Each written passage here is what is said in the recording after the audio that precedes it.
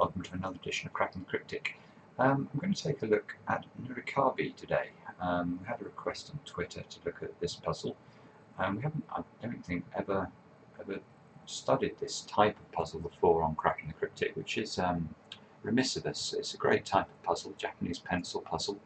The rules will become obvious when I show you. This is a puzzle that appeared on Nurikabe a couple of days ago.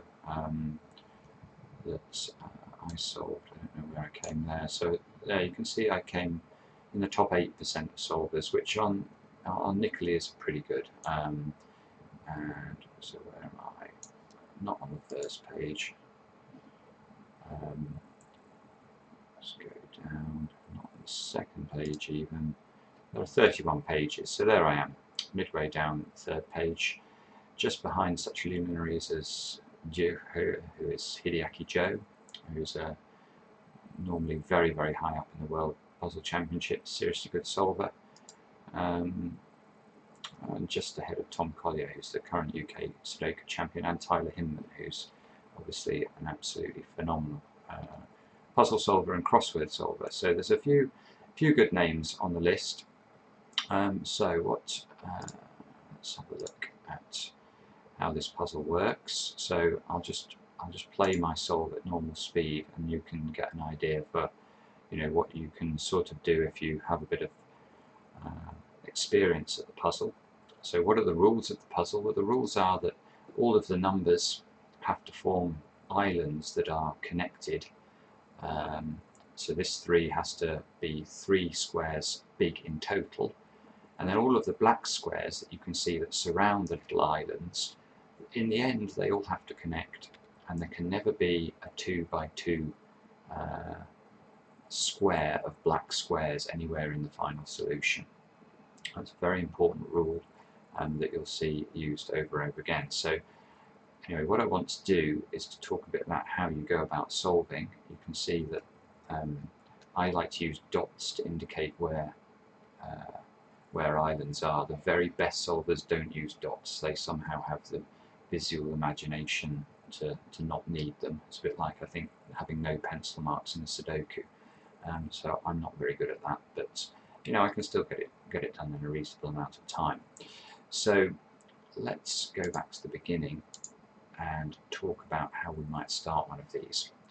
Now, the first thing to start with, I suppose, are the ones. They can only be 1 cell big. So I don't know if that's where I do start. Yeah, I start there, and you can see, so I've surrounded the ones with black squares, and then fairly obviously, because all of the black squares need to be connected, this square here will be the next square I fill in, and you can see that's exactly what I've done. And now let's have a look at what's going on with the 3 and 4 here. So I'm going to fill in the outside, sort of the diagonal black squares across the 3 and the 4. Why do I do that? Well, because if this 3, for example, extended into this square, you could see it would be part of the 3 and the 4. And that's impossible. All of the islands have to be discrete, they have to be separate. So whenever you see 2 numbers on a diagonal like this, you can immediately put black squares. What does that mean? Well, you can see this black square needs to escape, so I'd imagine I'm going to put this square in next. This 3 needs to extend this way, so I imagine that's the other thing I'll do.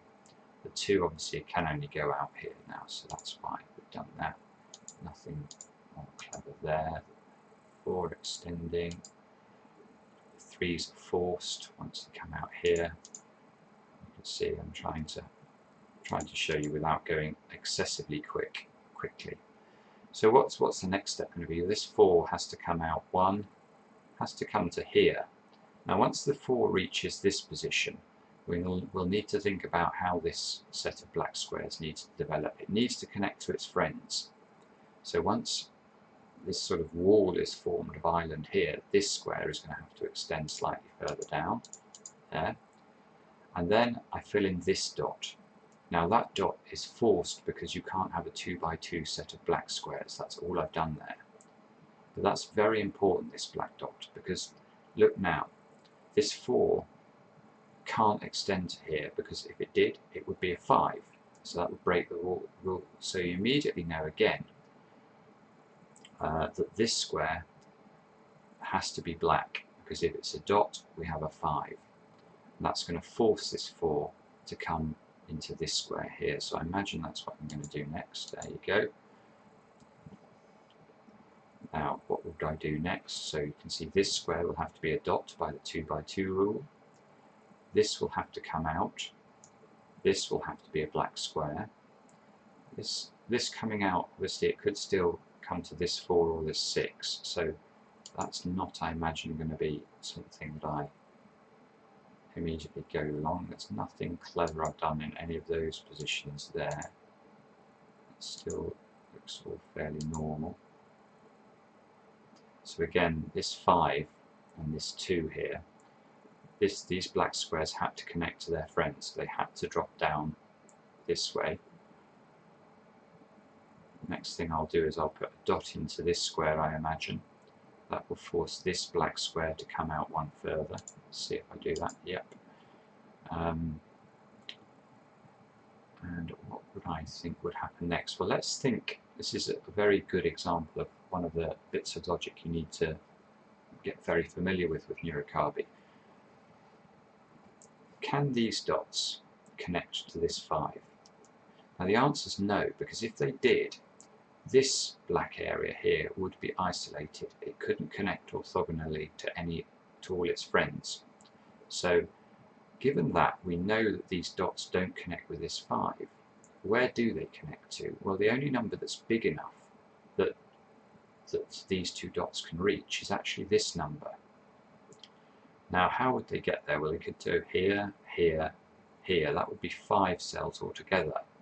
Now, once that's the case, this 6 can't connect to these, because if it did, it's going to be, well, it's going to be at least 8 cells wide. So actually what we're going to find is this dot, these dots are going to connect to this 6, and then this is going to be a black square. Once that's a black square, that's going to force these dots down to connect to the 4. So I imagine that might be what we see next. Oh no, I've gone off on a tangent over here. Again, there's nothing clever I'm doing over there, so I'm just keeping an eye on the solution. So I'm developing it there. That's important. Let's have a look. Why am I able to place a black dot here with a 2? Well, the reason is, if this was a dot, let's think about what this 2 would do. If it went this way, it would become a 3. If it went this way, it would become a 3. So whenever you see a 2 in a corner, or a 2 with 2 black squares sort of diagonally like this, you can always place a dot here or a black square here. So that's quite a nice tip. Again, that's nothing clever, no extra logic beyond what we've discussed. There we go, that's the bit of logic we just talked about before. That's going to allow me to place the 4s in. You can see this, again, the 2 by 2 rule is going to force this to come down and connect with the 4 here.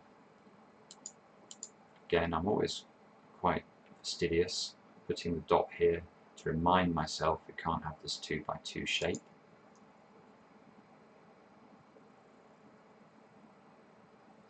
What am I doing now? Gone to sleep apparently, probably got a phone call at this point.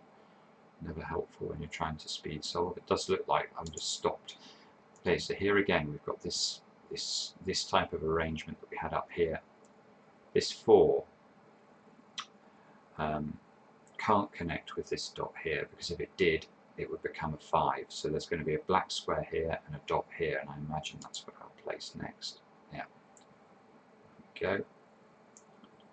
It's nice. You can see again, nothing clever there, just filling in what's forced.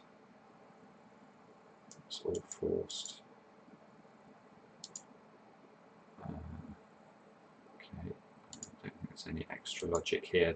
One of the things we can note here is, how can these dots escape?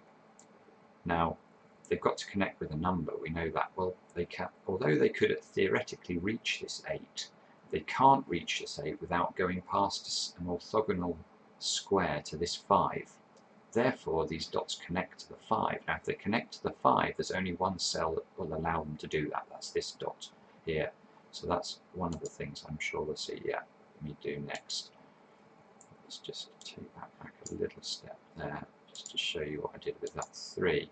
So again, I've now got two 2 by 2 squares next to each other, which allows me to place 2 dots here. Now, how do these dots connect to anything? They can't connect to the 3. If they connect to the 3, it'll become a 4. So again, this square is going to have to be black. There we go. And that's forcing that set of cells to reach the 8. I don't think we need to go beyond that. It's exactly that principle that we apply over and over again with Nurikabe. In the much bigger puzzles, sort of hard and extra hard puzzles, you tend to see much bigger numbers than you're seeing in this puzzle, although this is rated hard by Nicolet. Its expert time is 7 minutes. So you might see the number 32 in a grid or something like that, and often then you have to really be imaginative about how the 32 might curl around the grid to reach normally squares that prevent a 2 by 2 square from happening. So that's the other thing to look out for with these. But I think otherwise, just if you just slow this video down or watch it a couple of times, you'll see all I'm doing is applying the logic we've already talked about over and over again.